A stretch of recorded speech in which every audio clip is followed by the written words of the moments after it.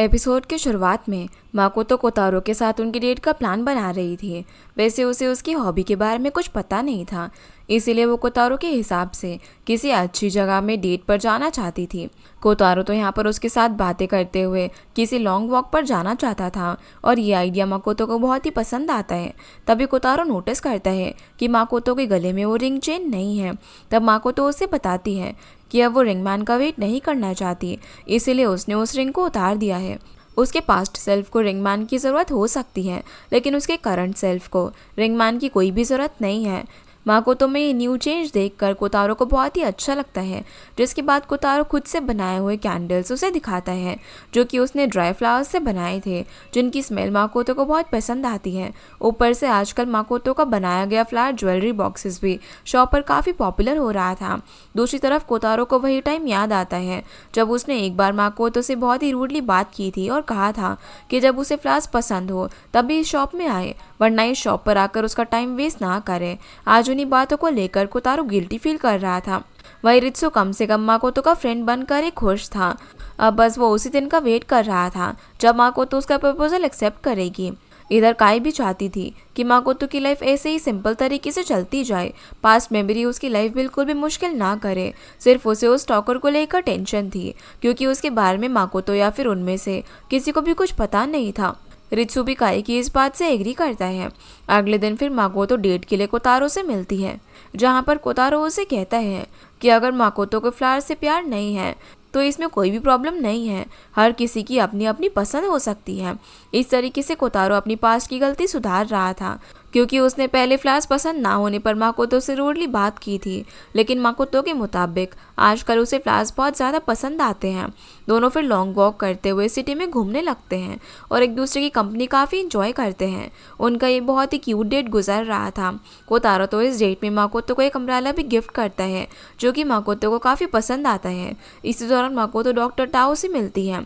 वो अभी काफ़ी परेशान थे, क्योंकि गुशा उन्हें बिना कुछ बताए ही कहीं चली गई थी और डिमेंशिया होने के कारण उसे तो घर का एड्रेस भी याद नहीं रहता। तब माकोतो और कोतारो गुशा की फ़ोटो लेकर डॉक्टर तारो के साथ उसे ढूंढने में लग जाते हैं। रास्ते से गुजर रहे वो हर एक पर्सन से गुशा के बारे में पूछते हैं, लेकिन किसी ने भी उसे देखा नहीं था।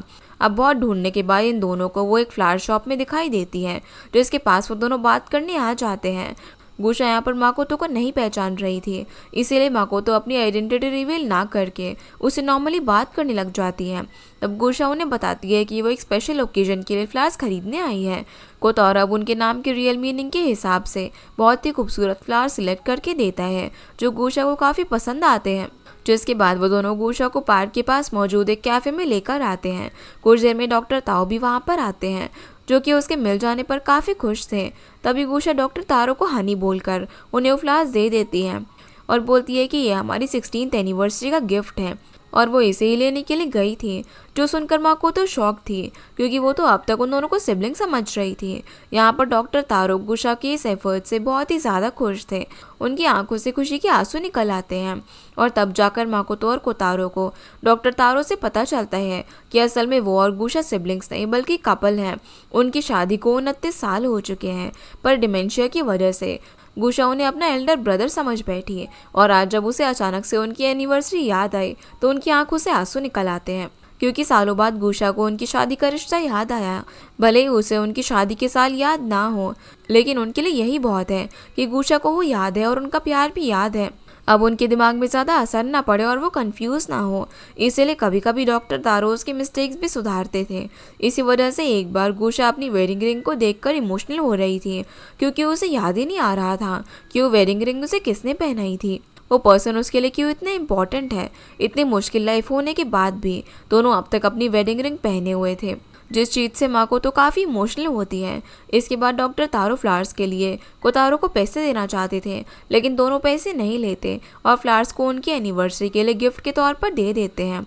जिसके बाद डॉक्टर तारो और गुशा एक दूसरे का हाथ पकड़कर घर की तरफ चले जाते हैं और उनका प्यार देखकर माकोतो और कोतारो काफी खुश थे।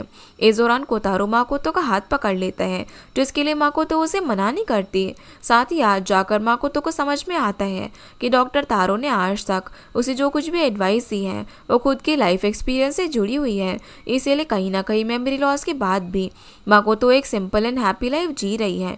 तभी अचानक से माकोतो को पास की एक मेमोरी याद आती है, जहाँ किसी पर्सन ने कोतारो की ही तरह उसका हाथ पकड़ा हुआ था। लेकिन इस आधी अधूरी फ्लैशबैक पर माकोतो ज़्यादा ध्यान नहीं देती और कोतारो के साथ घर की तरफ चली जाती है। थोड़ी बहुत बात करके कोतारो उसे घर तक छोड़कर चला जाता है। अगले दिन फिर ज्वेलरी शॉप पर मियो अपनी मॉम के साथ माकोतो से मिलने और उसका काम देखने आती है, जहाँ पर माकोतो कैसे काम करती है वो मियो को बताती है। वहीं कोतारो उसी टाइम को याद करता है जब माकोतो स्टॉकर के डर से बारिश में भीगकर उसकी शॉप में आई थी और उसने माकोतो को एक अम्ब्रेला देकर घर भेज दिया था। तभी वहां पर मियो अपनी मॉम के साथ आती है और एंड्री के शॉप से ज्वेलरी खरीदने के बारे में कोतारो को बताती है, जहाँ पर माकोतो काम करती है। इस दौरान मियो कोतारो को एडवाइस देती है कि वो जिससे प्यार करता है उसे फ्लावर्स दे और ऐसे झूठ को छुपा कर रखे जिनसे वो रिश्ता टूट सकता है। एक छोटी बच्ची से ऐसी एडवाइस सुनना उसके लिए काफ़ी फ़नी था। फिर भी कोतारो मियो का ये एडवाइस फॉलो करने का डिसाइड करता है। वहीं यूकी अपने पैर के मोच के बारे में बोलकर माकोतो को मिलने के लिए बुलाता है। माकोतो को उसके लिए बुरा फील हो रहा था और यूकी ने कभी अपने बारे में उससे खुलकर बात नहीं की थी, इसीलिए वो उससे मिलने के लिए जाती है ताकि अकेले में यूकी अपनी बात उससे कर पाए। पर यूकी अपनी बात बोलने से ज़्यादा माकोतो की लाइफ को लेकर इंटरेस्टेड था। उसे इस बात की टेंशन थी कि कहीं माकोतो रित्सु या फिर कोतारो में से किसी को प्यार न कर बैठे। पर माकोतो उसे क्लियर करती है कि वो अब तक तीनों लड़कों के साथ अच्छी दोस्त है। फिर भी यूकी माकोतो से रिक्वेस्ट करता है कि वो उसे उसका प्यार साबित करने का मौका दे, उसे लेकर इतना जल्दी कोई डिसीजन ना ले, क्योंकि माकोतो के लिए उसका प्यार बहुत ही इंपॉर्टेंट है। साथ ही यूकी यहाँ पर माकोतो के उस रिंग को उतारने से भी दुखी था और माकोतो को कुछ देर तक उस रिंगमैन का वेट करने की एडवाइस देता है। उसके मुताबिक हो सकता है कि वो रिंगमैन कहीं ना कहीं उसका वेट कर रहा हो। यूकी के इन बातों से ऐसा लग रहा था जैसे कि वही वो रिंगमैन हो और उसकी ये बातें माकोतो को काफ़ी कंफ्यूजिंग लगती हैं। ऊपर से चॉकलेट्स को देखकर उसे पास की एक मेमोरी याद आती है, जहाँ पर रित्सु ने ऑफिस में उसे चॉकलेट दी थी। इस मेमोरी से माकोतो और भी ज़्यादा कंफ्यूज हो गई थी, क्योंकि रित्सु के मुताबिक तो वो दोनों ऑफिस में कभी दोस्त थे ही नहीं, उनके बीच तो बात तक नहीं होती थी। तो भला रित्सु ने एक फ्रेंड की तरह हंसी मजाक करके उसे चॉकलेट्स क्यों ऑफर किया होगा? क्या रित्सु भी उससे कोई झूठ बोल रहा है? रित्सु के साथ साथ उसे आजकल यूकी और कोतारो की बातें भी कंफ्यूजिंग लग रही थी। इन्हीं सब बातों से कंफ्यूज होकर माकोतो अगले दिन डॉक्टर तारो से इस सब बारे में एडवाइस मांगने के लिए जाती हैं। डॉक्टर तारो माकोतो को कुछ एडवाइस देते हैं, साथ ही वो कल गुशा को ढूंढने के लिए उसे थैंक यू भी बोलते हैं। अगर कल कोतारो और माकोतो ने उनकी हेल्प ना करी होती तो वो अकेले उसे ढूंढ ही नहीं पाते। गुशा का डिमेंशिया उनके लिए बहुत ही दुख की बात है, लेकिन जब भी गुशा उन्हें और उनके प्यार के रिश्ते को पहचानती है तो वो पल उनके सभी दुखों को भुला देता है। डॉक्टर तारो की ये बात माकोतो के दिल को छू जाती है। साथ ही डॉक्टर तारो माकोतो के इस टाइम के हिसाब से अपनी फीलिंग्स को लेकर डिसीजन लेने को बोलते हैं। उनकी इस एडवाइस को फॉलो करके जब माकोतो अपनी फीलिंग्स के बारे में सोचती है तो उसे कोतारो के साथ बिताए हुए पल याद आते हैं और कोतारो को याद करके अपने आप ही उसके फेस पर स्माइल आ जाती है। जिसके बाद माकोतो भागकर कोतारो की फ्लावर शॉप पे जाती है, जहाँ वो माकोतो के लिए एडिबल फ्लावर की एक बास्केट बना रहा था, क्योंकि माकोतो को एडिबल फ्लावर्स खाना बहुत ही पसंद है। माकोतो फिर कोतारो को उसके साथ डेट पर चलने के लिए इनवाइट करती है, जिसके लिए वो भी मान जाता है और उसे वही एडिबल फ्लावर्स खिलाता है। इस दौरान पहली बार दोनों एक दूसरे को किस करते हैं, लेकिन तभी माकोतो को पास्ट का एक इंसिडेंट अचानक से याद आ जाता है जब वो यूकी को किस कर रही थी। साथ ही माकोतो को पास्ट के कई सारे ऐसे इंसिडेंट्स याद आते हैं जब वो यूकी के साथ थी। इन सब से कंफ्यूज होकर माकोतो घर चली जाती है और घर जाकर पास्ट को ठीक से याद करने पर माकोतो को समझ में आता है कि वो और यूकी एक दूसरे को डेट कर रहे थे। यहाँ तक उन्होंने अपनी एनिवर्सरी भी सेलिब्रेट की थी, लेकिन इस पॉइंट पर उसे सिर्फ लास्ट क्रिसमस तक की बातें याद आई थी। पर अगर वो यूकी को डेट कर रही थी तो कोतारो के साथ वो कब रिलेशन में थी और कब उनका ब्रेकअप हुआ था? कहीं कोतारो उससे कोई झूठ तो नहीं बोल रहा? उसी टाइम कोतारो वहीं एडिबल फ्लावर्स लेकर माकोतो के घर पर आता है, क्योंकि माकोतो के अचानक से चले जाने से वो काफ़ी कंफ्यूज हो गया था। तब माकोतो उसके सामने सर दर्द होने का बहाना बनाती है। साथ ही वो उनके रिलेशन को लेकर बहुत ही कंफ्यूज थी कि आखिर उनका रिलेशन कब स्टार्ट हुआ और उनका ब्रेकअप कब हुआ था। लेकिन इस टाइम कोतारो से इस बार में कोई भी जवाब नहीं देता और अगले दिन मिलने पर इस बार में बात करने का प्रॉमिस करके चला जाता है। पर माकोतो समझ चुकी थी कि कोतारो उसका एक्स बॉयफ्रेंड नहीं है और ना ही पहले उनके बीच कोई रिश्ता था। लेकिन उसे युकी को लेकर बहुत सी बातें याद आती हैं कि वो युकी से पहली बार कॉलेज ग्रेजुएशन पार्टी में मिली थी। कॉलेज पास होते ही माकोतो को एक बहुत ही अच्छी कंपनी में जॉब मिल चुकी थी। उनकी पार्टी में दूसरे कॉलेज से युकी भी आया हुआ था। इसी दौरान युकी और माकोतो के बीच दोस्ती हुई थी। धीरे धीरे दोनों मिलने लगे और डेट्स पर जाने लगते हैं। फाइनली उनके बीच प्यार हो जाता है। यहाँ तक कि उन्होंने अपनी एनिवर्सरी भी सेलिब्रेट की थी और माकोतो के पास जो डेटिंग ड्रेसेस हैं वो उसने युकी को डेट करते हुए टाइम खरीदी थी। नहीं तो उसके पास सिर्फ ब्लैक एंड वाइट सिंपल कपड़ों के अलावा और कुछ भी नहीं था। जो भी हो, उनका रिलेशन बहुत ही अच्छा था और युकी उससे काफ़ी प्यार करता था। पास की ये बातें याद आने पर माकोतो को युकी के लिए काफ़ी बुरा लगता है। उसकी मेमोरी लॉस होने से युकी और डॉक्टर तारो सेम कंडीशन में थे। सिर्फ वही उस दर्द को समझ सकते हैं जब उनका प्यार सामने होता है, पर वो उन्हें पहचाने ना।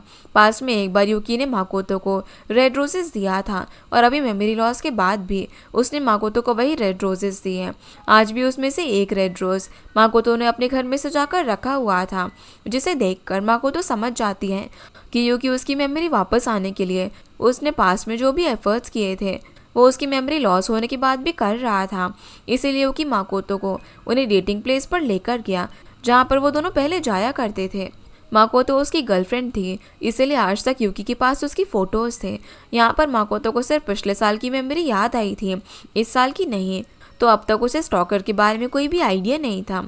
अगले दिन अब जब माकोतो वही रिंग लेकर अपने काम पर जा रही थी तब उसे उस एरिया के रोड और शॉप वगैरह याद आते हैं जो कि मेमोरी लॉस की वजह से उसे याद नहीं थे। शॉप आकर वो हेनरी से उस रिंग के बारे में पूछती है कि वो उसने कब बनवाई थी। हेनरी को एग्जैक्ट डेट तो नहीं पता थी, लेकिन उसके हिसाब से माकोतो ने वो रिंग मार्च में बनवाई थी। तभी माकोतो को याद आता है कि वो रिंग युकी के फिंगर में परफेक्टली फिट होती है। दूसरी तरफ युकी ने रित्सु को एक एक्सपेंसिव रेस्टोरेंट में इनवाइट किया था और उसे बहुत ही महंगा खाना खिला रहा था, क्योंकि उसके पैर में मोच आने पर रित्सु ने उसे अपने बैग पर कैरी किया था और टैक्सी तक पहुंचाने में उसकी मदद की थी। दोनों आज एक अच्छे दोस्त की तरह बात कर रहे थे। तभी युकी को किसी का कॉल आता है और कॉल पर वो अपनी कंपनी सेल करने के बारे में बात कर रहा था, पर उसके बदले वो चाहता था कि उसके एम्प्लॉयज़ की जॉब ना जाए। यहाँ पर युकी की ये कन्वर्सेशन रित्सु भी सुन लेता है। उसके बाद वो माकोतो से मिलने के लिए ज्वेलरी शॉप पर जाता है, जहाँ बातों के दौरान रित्सु को रियलाइज होता है कि माकोतो को पास्ट की बहुत सी बातें याद आ चुकी हैं। यहाँ तक कि उसे ऑफिस का वो इंसिडेंट भी याद है जब एक बार उनके एग्जीक्यूटिव डायरेक्टर ने रित्सु को लिफ्ट रोकने को कहा था, लेकिन रित्सु ने गलती से लिफ्ट बंद करने का स्विच दबा दिया था। उसके बाद से उनका एग्जीक्यूटिव डायरेक्टर रित्सु को पसंद नहीं करता और दोनों इस पास इंसिडेंट को याद करके बहुत ही हंसते हैं। रित्सु फिर माकोतो को यूरी की कंपनी सेल होने के बारे में बताता है, जो सुनकर माकोतो को काफ़ी बुरा लगता है। उसे पता है कि युकी ने कितनी मेहनत से वो कंपनी खड़ी की थी।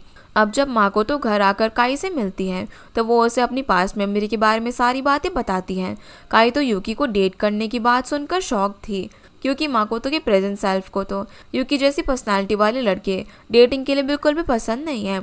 साथ ही काई को ये बात भी बुरी लगती है कि कोतारो ने माकोतो को एक्स बॉयफ्रेंड होने का झूठ बोला, लेकिन माकोतो को यकीन है कि ऐसा करने के पीछे ज़रूर कोई रीज़न होगा। कोतारो ने ऐसे ही इतना बड़ा झूठ नहीं बोला होगा। उसे रिसेंटली अब याद आता है कि वो कोतारो के साथ पहली मुलाकात के बाद अक्सर उसकी फ्लावर शॉप जाया करती थी। वहीं पर वो मियो से मिली। मियो भी अपनी मॉम के साथ कोतारो की फ्लावर शॉप में आती है। कोतारो और उसे हर दिन साथ में देखकर मियो उन्हें कपल समझ बैठी थी और उनकी जो एक फ़ोटो थी वो भी मियो ने ही उनके लिए खींची थी। उसी फोटो को कोतारो ने उसे दिखाकर उसका एक्स बॉयफ्रेंड होने का दावा किया था, लेकिन उनके बीच सिर्फ एक कस्टमर और शॉप ओनर का रिश्ता था। पर मेमोरी लॉस के बाद कोतारो एक ऐसा पर्सन था जिसे माकोतो अपनी हर एक चीज़ पहले बताती थी।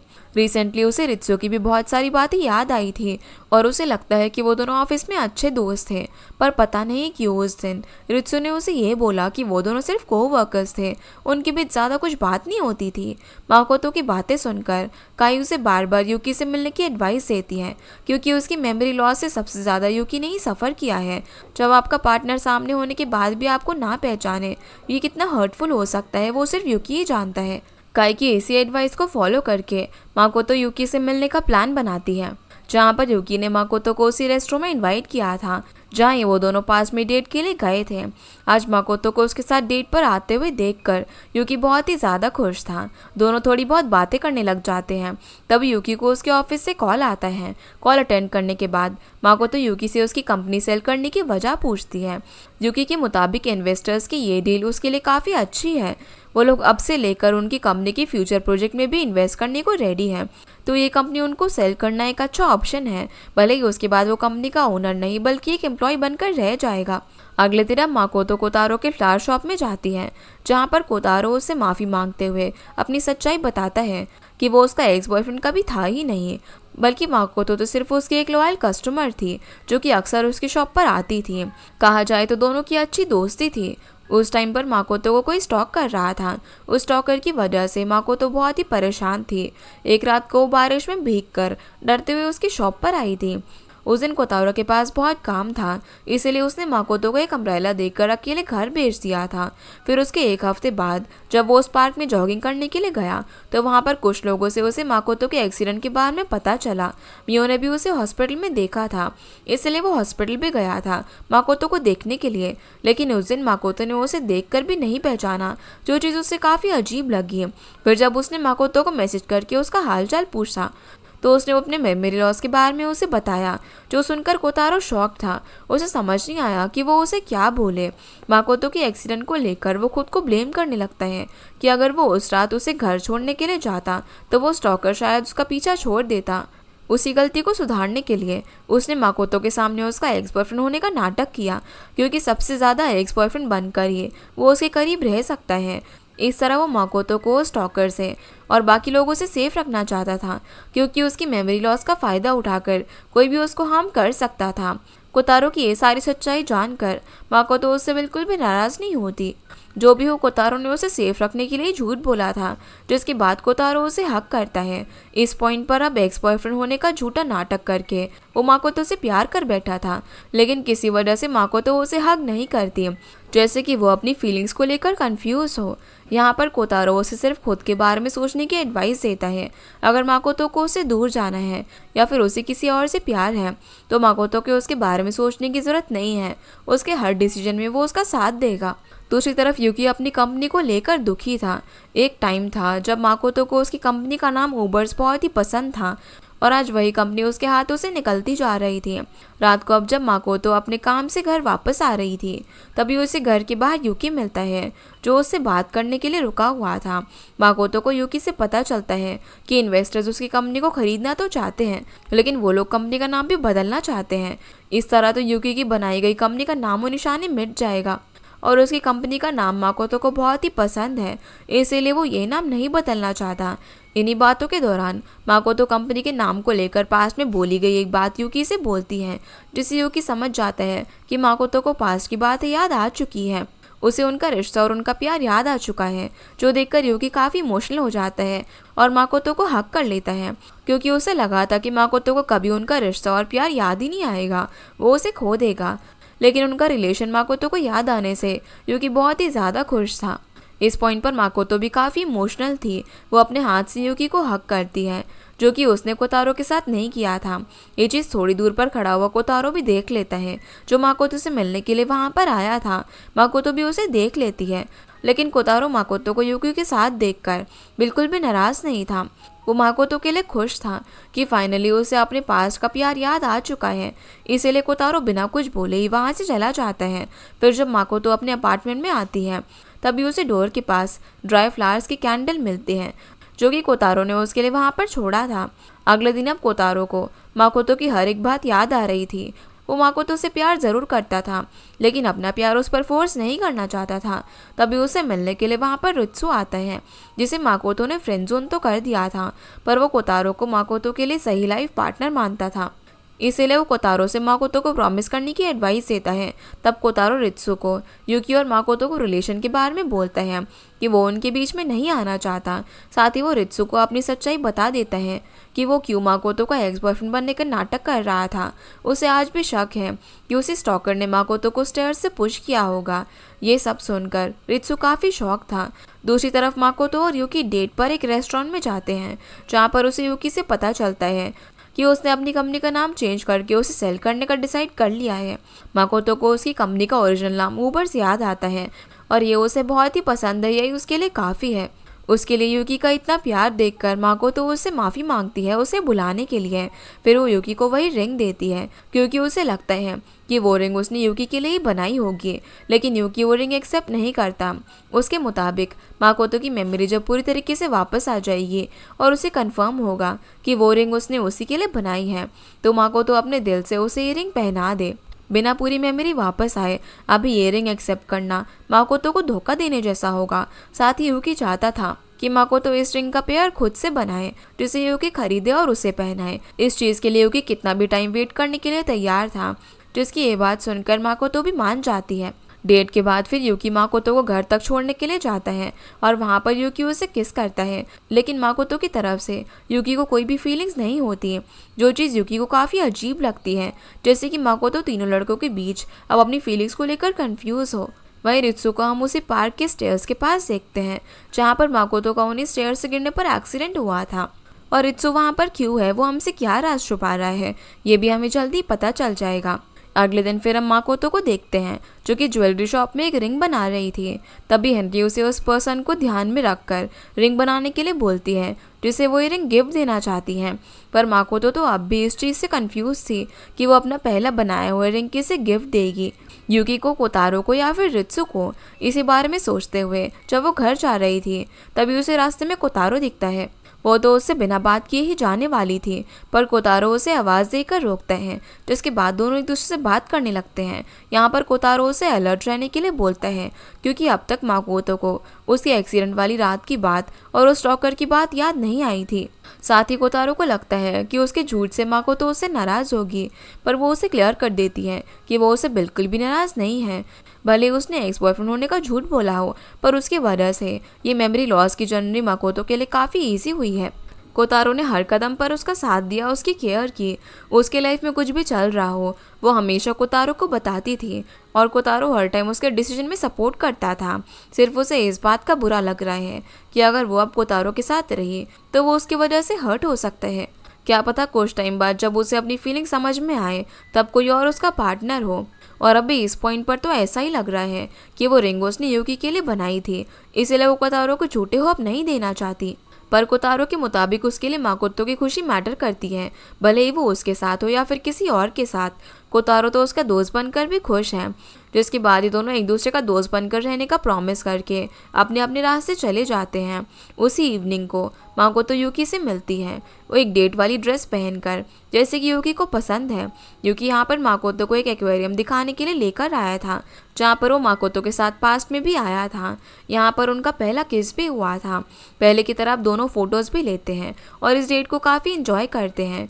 घर आने के बाद माकोतो काई से मिलती है, जो कि बहुत दिनों के बाद अपने टाउन से वापस आई थी और उसके लिए फ्रूट्स लेकर आई थी। फ्रूट्स खाते खाते दोनों अपनी पहली मुलाकात की बातें याद करके हंसने लग जाते हैं।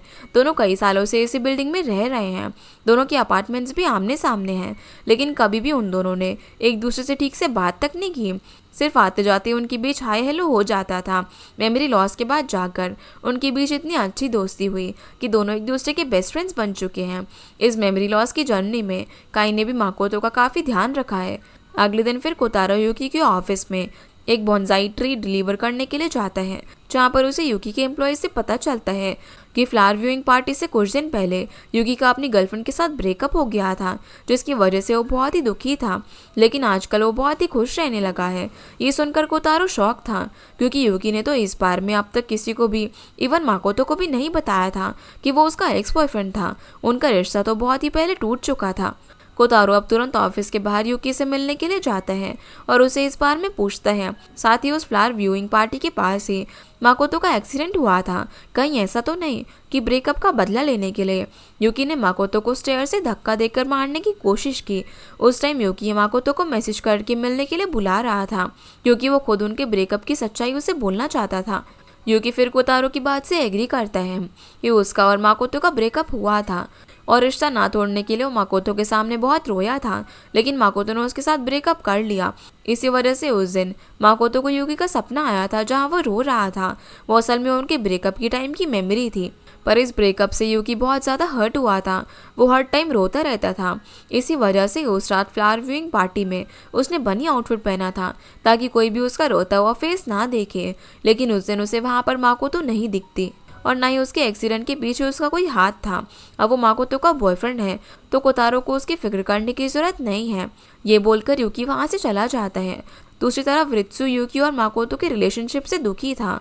वो काई से कह रहा था कि जो चीज़ हम आंखों से देखे ज़रूर नहीं है कि वो सच हो। रित्सु की ये बात काई को काफ़ी कंफ्यूजिंग लगती है, लेकिन इसका मतलब हमें आगे पता चलेगा।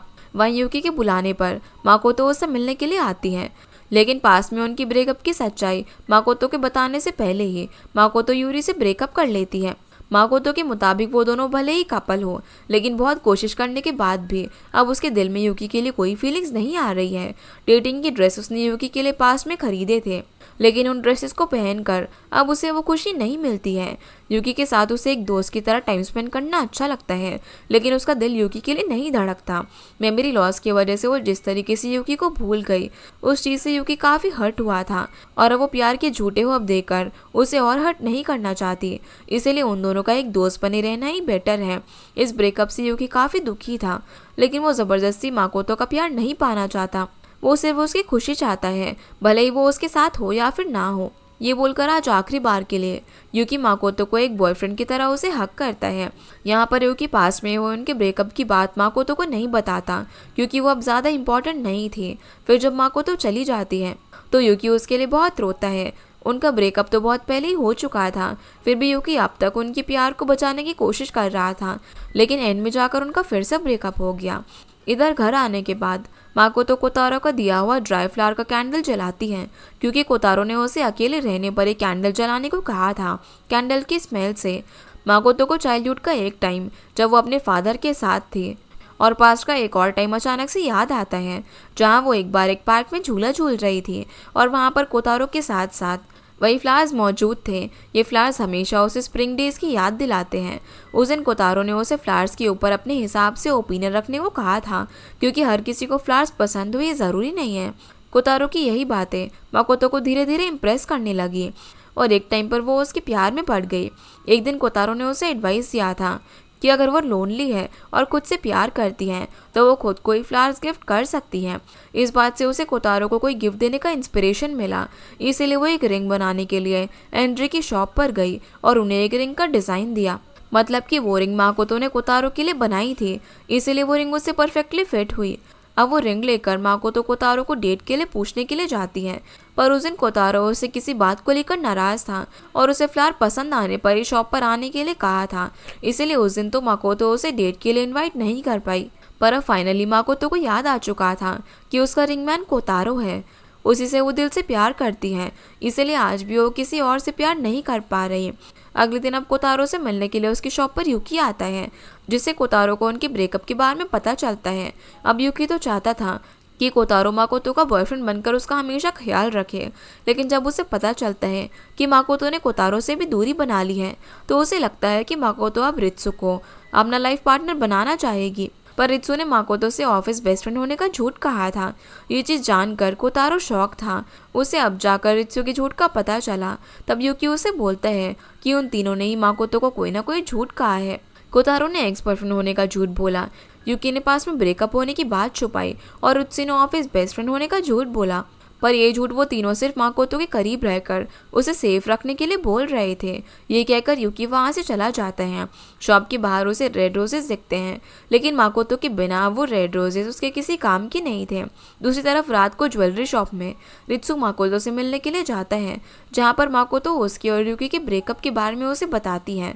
फिर भी माकोतो इस टाइम पर खुश थी क्योंकि वो किसी को प्यार का झूठा होप देकर अपने साथ नहीं रख रही थी।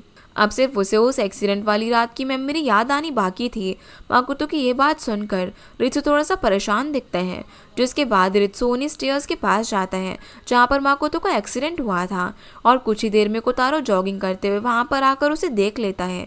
इस पॉइंट पर कोतारो को रित्सु पर स्टॉकर होने का शक था, क्योंकि रित्सु ने माकोतो को ऑफिस बेस्ट फ्रेंड होने का झूठ कहा था। इसीलिए कोतारो उससे पूछता है कि क्या वो अक्सर इन स्टेयर से गुजरता है, और बारिश के दिनों में क्या वो उसकी शॉप के पास गुजरा था। यहाँ पर रित्सु इस सवाल का जवाब हाँ में देता है। रित्सु यहाँ इस बात का पूरा एक्सप्लेनेशन तो नहीं देता, लेकिन उसके मुताबिक उसके सच पर कोई भी भरोसा नहीं करेगा, क्योंकि लोग आंखों देखी बात पर ही ज़्यादा भरोसा करते हैं। ये बोलकर रित्सु वहाँ से चला जाता है। अगले दिन अब माकोतो उसी पार्क से गुजर रही थी जहाँ पर कुछ दिन पहले वो कोतारो के साथ डेट पर आई थी। कोतारो के साथ उन पलों को याद करके वो उसे काफ़ी मिस करने लगती है।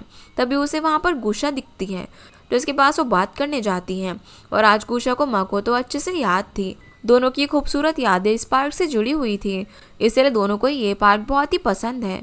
यहाँ पर गुशा माकोतो की लाइफ को बुरी यादें भूलकर अच्छी मेमोरीज याद रखने की एडवाइस देती है। डिमेंशिया की वजह से वो तो बहुत जल्दी बातों को भूल जाती है, इसीलिए जितनी भी आधी अधूरी बातें उसे याद रहती हैं वो उन्हीं को अपनी अच्छी मेमोरी बना लेती हैं। तभी वहाँ पर डॉक्टर तारो आते हैं, जिसे गुशा फिर से अपना एल्डर ब्रदर समझती है।